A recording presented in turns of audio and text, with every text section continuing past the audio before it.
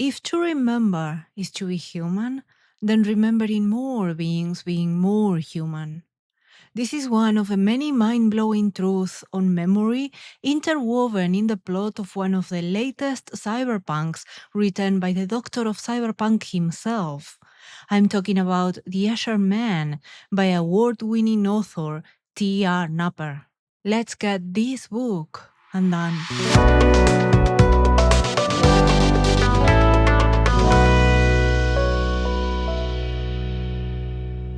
Hello everyone, and welcome to Books Undone. I'm your host, Livia J. Elliot, and today we are discussing another cyberpunk novel, The Escher Man by T.R. Napper. It was released in September of 2024, merely 3 months before this episode aired. However, Napper himself shared that he wrote The Escher Man over the course of a decade. He explained that this is a first-person POV from a man who has been subjected to memory wipes, memory edits, and wholly false memory implants. From a technical perspective, this is particularly challenging and one of the reasons, I think, the novel took so long to write. As a result, today's topic is the relationship between memory and identity as enabled by this cerebral book. We will first cover some relevant real-world references, begin with a small summary of the setting, and then dive into the theme. But before we can get started, let me tackle the usual disclaimers. First, this episode will be spoiler light. This is mostly because at the time of airing this episode, The Escher Man has been out only for 3 months. Therefore, although I will focus on some key ideas around memory and skirt around major plot events, I still recommend that you listen with caution. Second, what you will hear is my subjective opinion. It may not be what the author intended, and you may also disagree with my interpretation. That's okay. We all have different opinions. Let us begin with some meaningful real-world references related to the book. This will help us understand the context as we dive into the theme. The title, The Escher Man, references two things: a real-life artist and the protagonist of the book. First, it references Moritz Cornelis Escher, 1898-1972, known as M.C. Escher, a Dutch graphic artist who made woodcuts, lithographs, and mezzotins. Most of his work was inspired by mathematics, explorations of infinity, reflections, symmetry, perspective, and tessellations. It is said that regardless of the evident mathematical influence of his work, Escher was not the best at it. In particular, this book is a reference to Escher's famous lithograph Relativity, released in 1953. I will leave a picture of it on my website at liviajelliot.com. Once there, you can also subscribe to my newsletter to get bookish discussions delivered fortnightly into your email.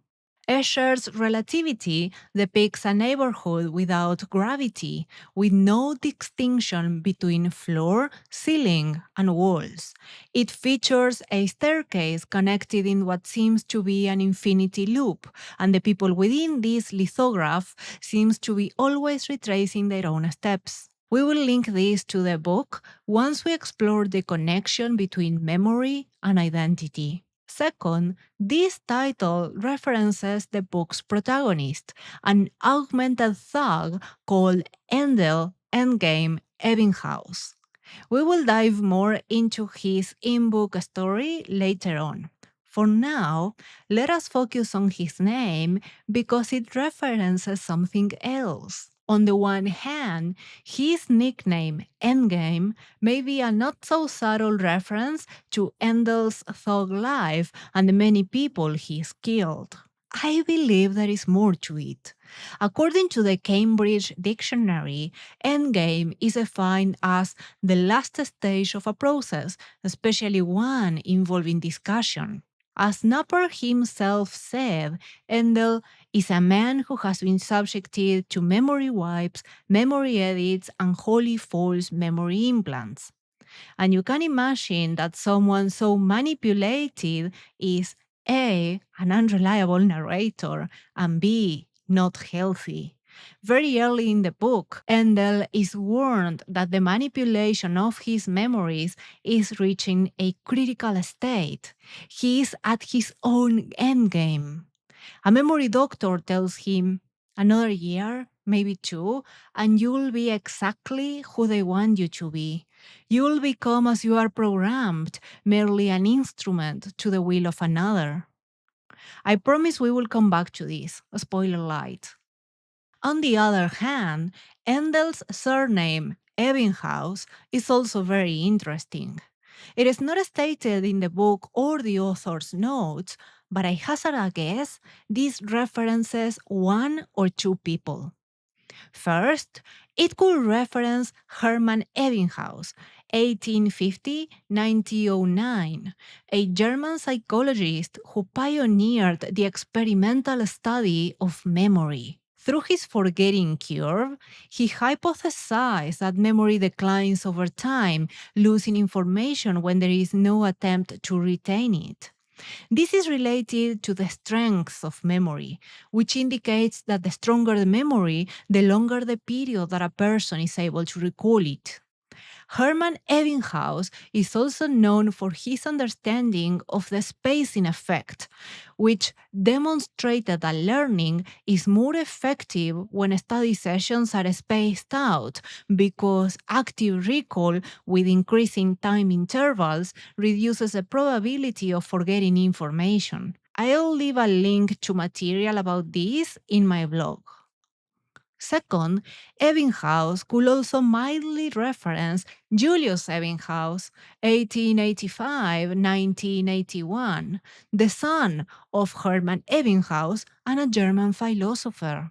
He was closer to Kant in his philosophical work, often writing about the categorical imperative, a philosophical concept that evaluates the motivations for actions using reason rather than subjective feelings or customs. There are three formulations, but the formula for autonomy, oversimplifying, indicates that each individual creates their own moral parameters based on those of a society. This self legislation is what makes our actions genuinely free and morally worthy. That said, I'm far more inclined to believe Endel's surname refers to Hermann Ebbinghaus, the memory scientist. The three concepts we mentioned, the forgetting curve, the strength of memory, and the spacing effect, play a fundamental role in enabling the plot of the Escher Man.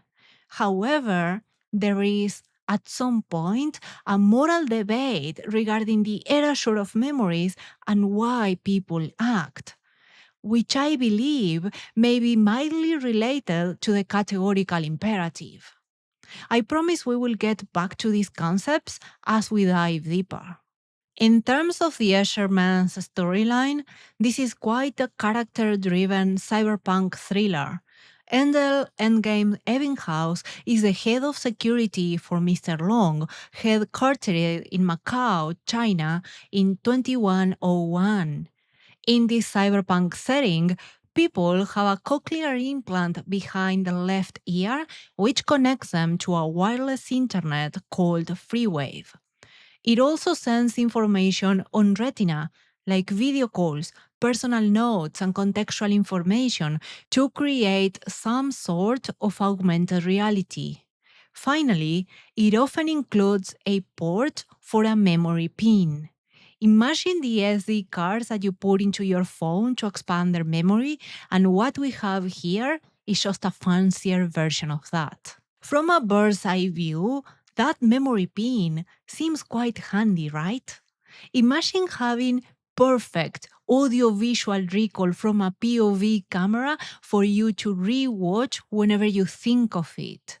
Anything you see or hear, you can recall through the pin. Furthermore, the in-book characters can sometimes install software that cross-references those memories, offering contextual on-retina information about your own past events. If you think that's handy and super cool, or perhaps that you will never forget anything ever again, then you are likely mistaken. Can you guess the first consequence of this memory pin? The brain becomes lazy. Just like many parts of our body, our brains are a muscle that has to be, quote unquote, exercised. We all learn to recall when young, but to become more effective at doing so, we must keep practicing by actively recalling things. As a real life scientist, Ebbinghaus discovered, by regularly recalling information we have recently learned, we reinforce the neural connections needed to retain that bit of information in the long-term memory. If we don't try to remember something, we eventually forget it. That's Ebbinghaus's forgetting curve. Now, the society in the Escher Man has become so thoroughly dependent on these memory pins that there is a massive recall issue. It is almost a quote unquote inside joke because the most common response of any character to any event within the book is I can't remember. After all, any technology can be heavily misused or become addictive, regardless of whether it was created with a laudable end in sight. This is especially true for things that simplify everyday tasks. We humans are lazy, and we will try to outsource anything if that means we can get things done quicker, cheaper, or more easily. As a result, there are in-book memory doctors called omissioners. These physicians are dedicated to mending memory, both natural and implant-enabled, and before graduating, they swear some sort of Hippocratic oath. Early on the book, our main character, Endel, is sensibly concerned about his own memory wipes and seeks an omissioner. Once in the clinic, omissioner Alethea is quite honest about the negative side effects of memory pins. She says to Endel, "This is the final nail in memory's coffin. Memory pins ensure that the areas of the brain needed to form memories are no longer needed. Unused, they atrophy. The historical decline in memory, whatever the cause, was gradual. Decade after decade, the slope of recall and attention fell ever so gently downwards. Then the memory pins were introduced and it dropped precipitously. In terms of real world statistics, a bit of research told me that the average human's attention span has declined from 12 seconds in 2000 to 8.25 seconds in 2023, which turns out to be less than a goldfish's attention span. The American Psychological Association has published a few papers that attribute this decline to the excessive use of computers and smartphones. Again, I will leave links for these in my blog. The problem with such a short attention span is that it gets very difficult to concentrate on fixing something in our memory. How can you try to recall something when your brain can't concentrate? With those current statistics in mind, fast forward roughly 70 years to reach the book's future timeline, and you can see why Alethea was complaining. The forgetting curve that real life Ebbinghaus discovered has been exacerbated to such a degree that people cannot remember what they had for breakfast that morning unless they recall it through their memory pins. In turn, this excessive dependency has weakened the strength of memory as Ebbinghaus defined. Parenthesis. It is not touched in the book, but I don't want to imagine the sheer mayhem that higher education must be in this cyberpunk dystopian setting. However, memory is needed for more than learning. We could say that memory is identity. Alethea explains this to Endel by saying, memory is your soul. This is everything you are, your experience of the world, your fears and phobias, your friendships and failings, your mistakes and triumphs. Everyone you've ever loved, everything you've ever cared about, every fiber of your character is memory. This is the sum total of your being, everything save the thin edge of the present. Let me give you an example of what aletheia means here. Try to remember someone in your life. If that person was highly supportive, a one of a kind mentor, you probably learned a lot from them. How to talk kindly to yourself, how to approach other people, how to progress your career. They probably marked you and changed your life. In turn, if that person you remembered was abusive, you likely and unwillingly learned plenty of traumatic responses as you survived them. In both cases, by forgetting the person and all your interactions with them, you will lose attitudes, beliefs, emotions, and thoughts derived from having met them. And the sum of those interactions and all their consequences are a fundamental part of our individual identities. Likewise, we rely on those memories to keep growing. We are constantly recalling what we heard or said, how something made us feel, and thus experience new emotions, just like deciding we don't want to repeat an action or we actually want more of it. However, we can't quite replace our natural memory with a memory pin, and the Escher Man dives deep into this idea throughout the plot. The truth is that, compelling as that perfect audiovisual recall sounds, we humans are not made to live with static memories. Let me give you another example. If you record a video of something, it will be just visuals and audio.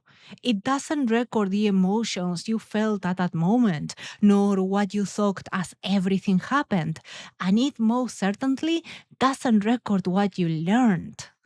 You could argue that by rewatching the video, you see joy or happiness in someone's face. But seeing is very different to recalling, aka experiencing again that joy or happiness. Likewise, that video will not change regardless of how many times you replay it. Those 2 points are critical differences compared to human memory. Omissioner Aletheia says to Endel, natural memory accretes with a new layer of meaning every time you remember something. Every time you recall a memory, it is a new memory. It probably happened to you. You recalled something, let's say a conversation with someone, and while remembering, you noticed a new layer of meaning on the person's face, or perhaps an intention in their words that you may have missed. Maybe you had mixed feelings during that conversation, but by recalling the event, you now understand that back then you actually felt happy but frustrated. Likewise, you may recall the scent of that person, and if they were dear, you may now miss them, or remember another memory where their scent was important. On the one hand, that's a new layer of meaning Alethea is referring to, the details we uncover when we remember something and the effects on our thoughts and emotions that recalling has. Basically, you remember what you felt when you smelled that person in the original memory, but you also remember how recalling that feeling made you feel now. On the other hand, now you have a new memory of you remembering the past memory. This intertwining of memories literally changes how we see past events and how we experience the current world. And it is not something that a computer's memory can duplicate. In the book, Endel often resorts to asking his cochlear implant to show him a video of something that happened because he can't naturally remember, and that fake recall distresses him deeply. In the case of real memories, noticing that he doesn't remember is a source of distress, namely, what happens to patients with Alzheimer's. In the case of fake memories, he feels nothing because, as Alethea says, artificial memories only have an oral and visual component. There is no emotion attached to them because they never happened. You feel empty, detached, alienated. Imagine feeling like that about everything you remember. Either you can't recall when it happened or you can't be sure it happened at all. Furthermore, when you remember that conversation with a significant other, you cannot remember their scent, how their voice made you feel, or how dear their touch was to you. It will be awful, right? A one-way ticket to despair lane. That is what our protagonist, Endel Ebbinghaus, is suffering throughout the plot of this book, which begs the question, how did Endel get there? There are plenty of answers, but I will go with the less spoilery one, and I will link it back to the relationship of memory and identity. We already established that Endel is a thug. The opening line of the book says, people will try to do one of three things when I was about to kill them: bribe me, beg me, or pretend they didn't know me. It is a memorable opening, but it makes it very clear that Endel is about to be someone's endgame. Fast forward a few pages, and we read about Endel watching the news, but not any news. He's watching the coverage related to the assassination of his own victim, and he can't remember it. Endel thinks, I felt this gnawing sense of deja vu as I looked at the picture of the man. I shook my head. I got these bouts of deja vu all the time.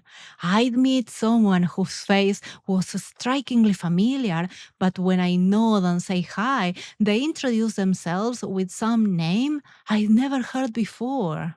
In this futuristic world where people have a literal POV camera recording their every action, it is sensible to assume such recordings could be used for legal purposes. For example, police officers or justices watching a person's last moment, or perhaps a suspect's recordings to corroborate their alibis. Both are complicated situations for a thug like Kendall, who could have POV recordings of every crime he's committed. Not fun if he's ever caught. Neither for him nor his boss, Mr. Long, who happens to be the boss of an in-book cartel. So, how did Endel get here? We can fashion a straightforward answer. He's been wiped to cover all incriminating memories of his crimes. If we circle back to memory being one's soul, having emotions that expand and grow as we recall, and all that intertwining of memory we just discussed, it begs a few questions. What happens to his guilt? How does this affect Endel's ethics and identity? Because, after all, we each have an individual framework of morality upon which we act. And this is a categorical imperative that real life Julius Ebbinghaus often wrote about, the Kantian idea of self legislation I mentioned earlier on. Our society is built upon laws, both explicit, like the justice system and the legislation that forbids killing someone, and implicit, like social norms, religion, or other moral systems that penalize taking someone's life. The intertwining of these two systems creates a moral quote unquote frame upon which we live. It is not subjective, but based on reason. For example, clear penalties for disobeying the law, social penalties for not following social norms, and negative emotions for not acting according to our own principles. One way or another, we feel strongly about these moral parameters, and we feel even more when we act against them, even when it is something very small like eavesdropping into someone's private conversation. Now, let's try to think of a gray area. Consider veterans who survived wars or people who killed in self defense and try to gauge the trauma they live with. Nightmares, panic attacks, emotional triggers, automatic traumatic responses. It is a lot. Those consequences are hefty.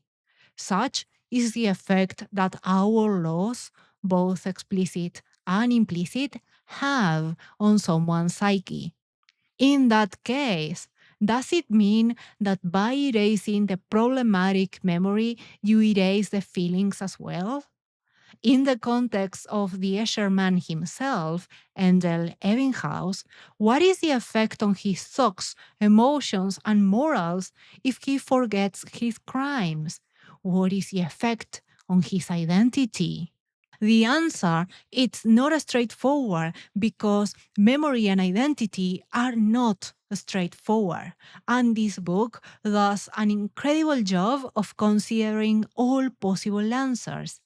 Let me show you some excerpts from the book to enable this discussion.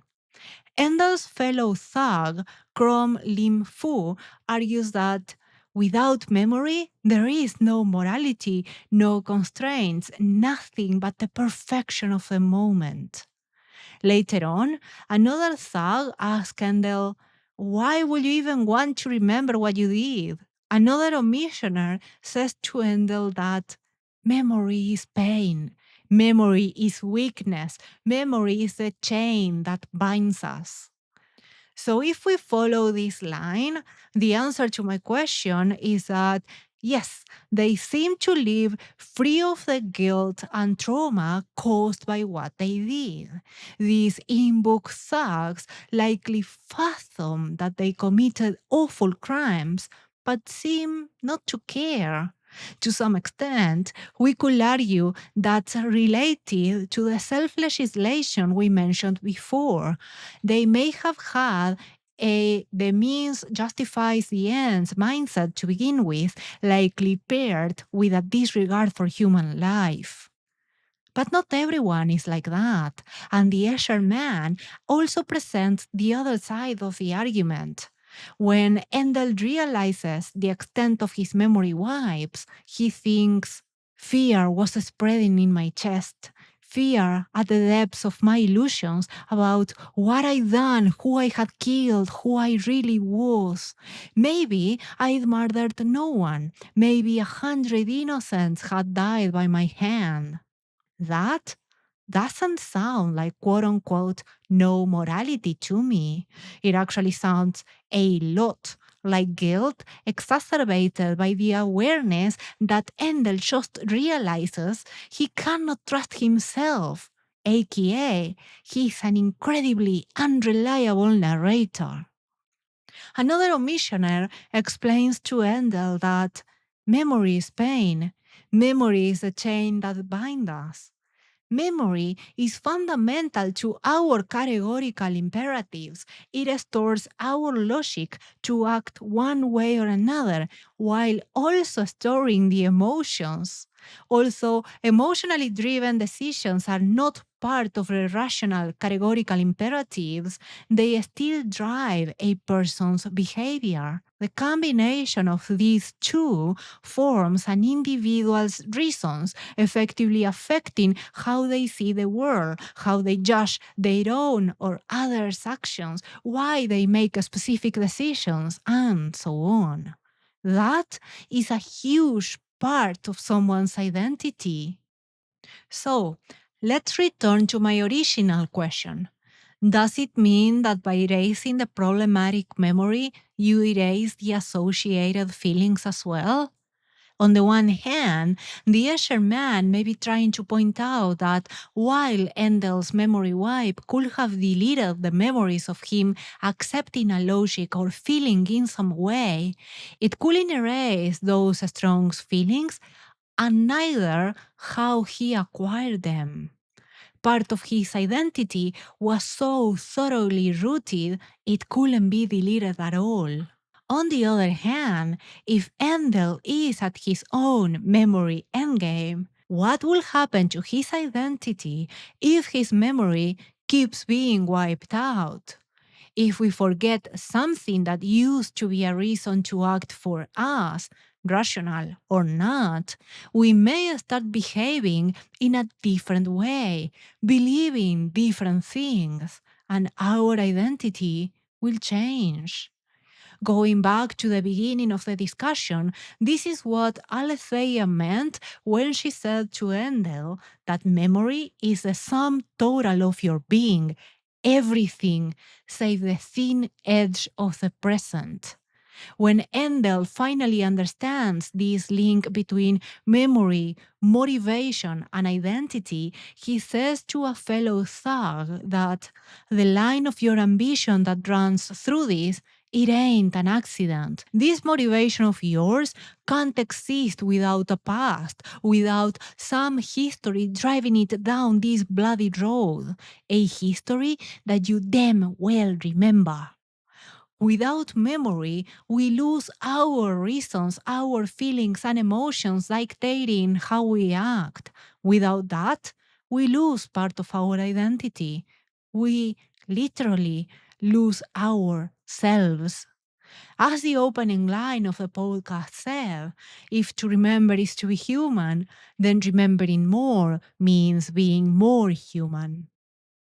Allow me to make one last point. Do you know why Endel is a literal Escher Man? Let me give you two reasons. One, because Endel is literally walking the endlessly looping staircase pictured in the lithograph Relativity. He wakes up, acts, gets his memory erased, and the loop repeats. As Alethea had explained, the more of his memories are replaced, the fewer feelings he recalls and the emptier his life becomes. That's the gist of our intertwining memories. They enable us to grow, to go forward, to become more. Staying static, doing the same over and over without understanding our reasons to act is that one-way ticket to despair lane I mentioned before. We are not meant for that. We are meant to analyze our past, to revisit it with all the pain that it may imply, and then move forwards. Second, because we can see the looping staircases as his twisted, heavily altered memory. Many paths lead to nowhere. The memories don't connect or blend into each other, and time seems to stretch to infinity. He is caught in a trap, while others watch him remain trapped. All that said, I loved this episode as much as I loved the book. However, there are so many more themes within the Escher Man that I could not fit within this spoiler light episode. For example, There is also more to this idea of strong, deeply rooted emotions that become core parts of our beings, but I didn't touch on them to avoid major spoilers. There is a large discussion on how the memory pin technology could be manipulated to foster consumerism, alter geopolitics, and even control populations. Because of the above, there is also a discussion on the relationship between collective memory and history and how what a society remembers changes reality. Likewise, there is also a lot of commentary on our epidemic over reliance on technology and what the introduction of a memory pin could mean for a human de evolution. If you like the theme of memory, you may be interested in listening to some of my closely related prior episodes. For example, episode 9 was a discussion on collective memory as presented in Shadow of the Torturer and Claw of the Conciliator by multi award winning author Gene Wolfe. In author Spotlight number 6, I spoke to Tier Napper about his novella Ghost of the Neon God, part of the same universe as the Escher Man, but set about 20 years before. This episode contains spoilers for the novella and some interesting comments about today's book. Episode 7 discusses an adjacent topic, human connections, as presented in the novelizations of Death Stranding. It is a dystopian future, and you may find it interesting. Finally, you may be keen on reading The Affirmation by Christopher Priest. Curiously, this book also discusses the intertwining of memories and has often been described as Escher's lithograph drawing hands. Now it is finally time to wrap up. So if you like this episode, please subscribe to the podcast. And if you are on BookTube, like the video. That actually helps me a lot and it encourages me to keep sharing book stuff with you. Likewise, you may be keen on subscribing to my newsletter at liviajelliot.com to get fortnightly bookish discussions and deep dives delivered straight into your inbox. By doing so, you will also get the free ebook of my own novella, The Genesis of Change. Thanks for listening and happy reading.